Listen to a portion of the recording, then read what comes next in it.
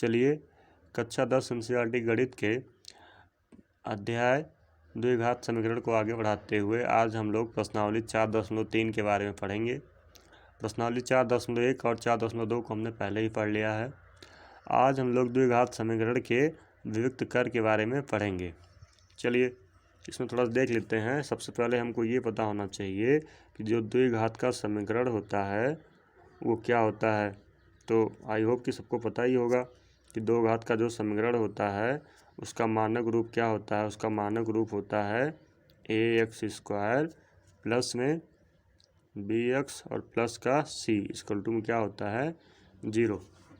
इसमें थोड़ा सा ये ध्यान देना है कि जो द्विघात का विविक्त कर होता है उसको लिखा जाता है d से, और d इक्वल टू क्या होता है, d इक्वल टू होता है b² - 4ac। ठीक, विविक्त कर के 3 नियम हैं। पहला कंडीशन क्या है, पहला कंडीशन है कि यदि क्या हो जाए, यदि जो हमारा d है वो 0 से बड़ा हो जाए, यानी कि जो विविक्त कर है वो क्या हो जाए 0 से बड़ा।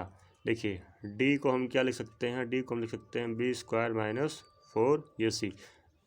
अगर इसकी जो वैल्यू है वो 0 से ज़्यादा आती है, 0 से बड़ी आती है, तब जो हमारा द्विघात समीकरण होता है उसके जो मूल होते हैं वो होते हैं दो भिन्न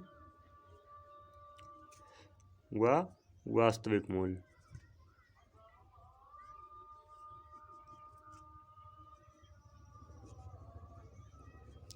ये पहला कंडीशन है कि अगर जो विविक्त कर है यानी जो d की वैल्यू है वो अगर 0 से बड़ी है, तब जो हमारा द्विघात का समीकरण होता है उसके जो मूल होते हैं वो कैसे होते हैं, वो अलग अलग रहेंगे और वास्तविक रहेंगे। चलिए फिर दूसरा कंडीशन क्या है कि यदि क्या हो जाए, यदि हमारी जो d की वैल्यू है यानी जो विविक्त कर है वो क्या हो जाए 0, मतलब कि क्या हो जाए b² - 4ac की जो वैल्यू है वो क्या हो जाए 0 के इक्वल हो जाए, तब जो हमारे मूल होंगे द्विघात समीकरण के वो क्या हो जाएंगे, वो दोनों हो जाएंगे बराबर। यहाँ भी क्या होगा, यहाँ भी हमारे दो मूल रहेंगे, दोनों कैसे होंगे, दो बराबर व वास्तविक मूल हो जाएंगे।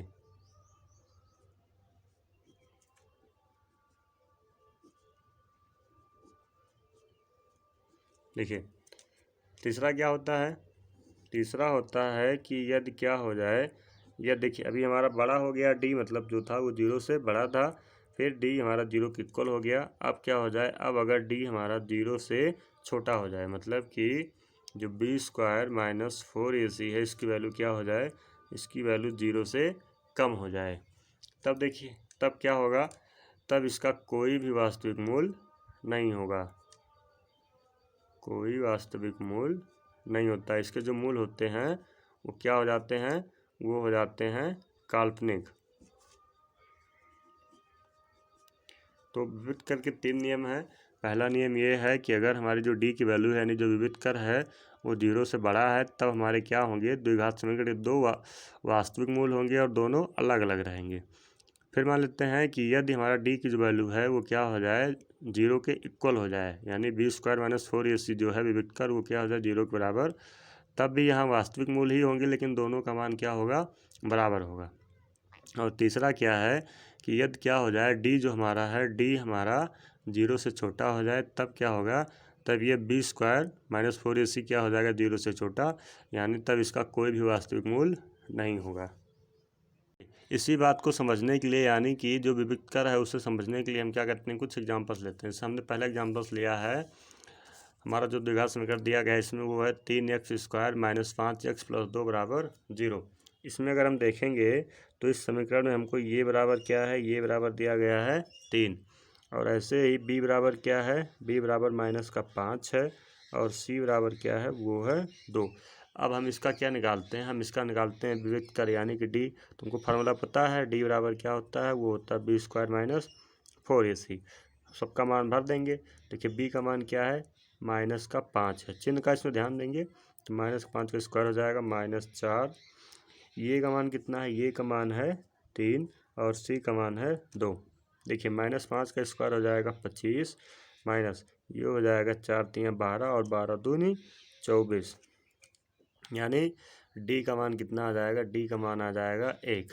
अब देखिए ये जो डी का मान है वो 1 है, यानी डी की जो वैल्यू है 0 से क्या है, ज़्यादा है। मतलब कि ये जो हमारा दो द्विघात का समीकरण दिया गया था, यानी 3x² माइनस 5x प्लस 2, इसके दो मूल होंगे और दोनों कैसे होंगे, दोनों अलग अलग होंगे और वास्तविक होंगे। ठीक, ऐसे एक दूसरा एग्जांपल लेते हैं। देखिए पहला हमने यही पढ़ा था कि अगर हमारे पास क्या हो, अगर हमारे पास डी की वैल्यू क्या हो, 0 से बड़ी हो। अच्छा एक चीज़ और, डी की वैल्यू 0 से बड़ी होने का मतलब है जब डी की वैल्यू क्या हो, जब डी की वैल्यू हमारी पॉजिटिव हो। ठीक है, जब डी की वैल्यू पॉजिटिव रहेगी तब क्या हो जाएगा, तब हमारा डी का मान 0 से बड़ा होगा।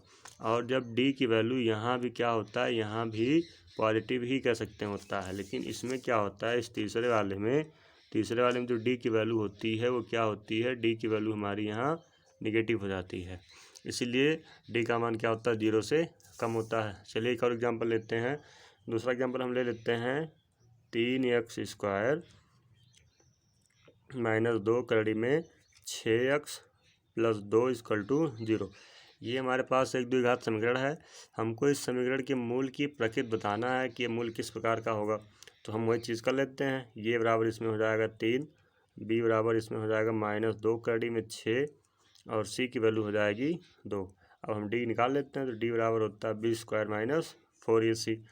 मान अगर भरेंगे तो बी का मान हो जाएगा माइनस 2 कड़ी में 6 और इसका हो जाएगा स्क्वायर, माइनस 4 है, ये का मान क्या है 3 और सी का मान है 2।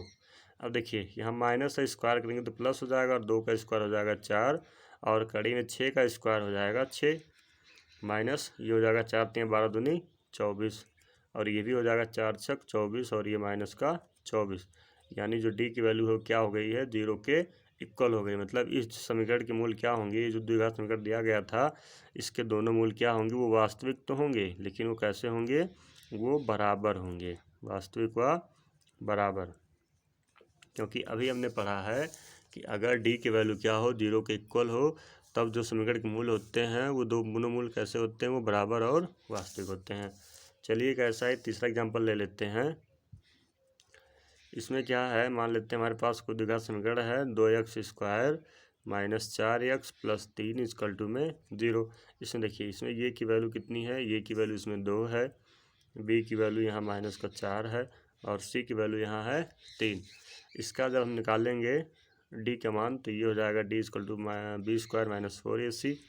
अब देखिए बी का मान हो गया यहाँ माइनस का 4 स्क्वायर, फिर 4 है, ये का मान हो जाएगा 2 और सी का मान हो जाएगा 3।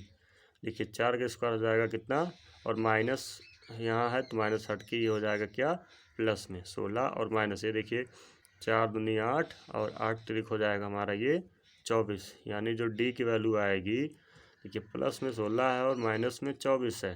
ठीक, तो ये माइनस का कितना हो जाएगा, ये माइनस का 8 हो जाएगा, यानी डी की जो वैल्यू है वो क्या है, वो 0 से कम आ गया क्योंकि वैल्यू हमारी ऋणात्मक हो गई है।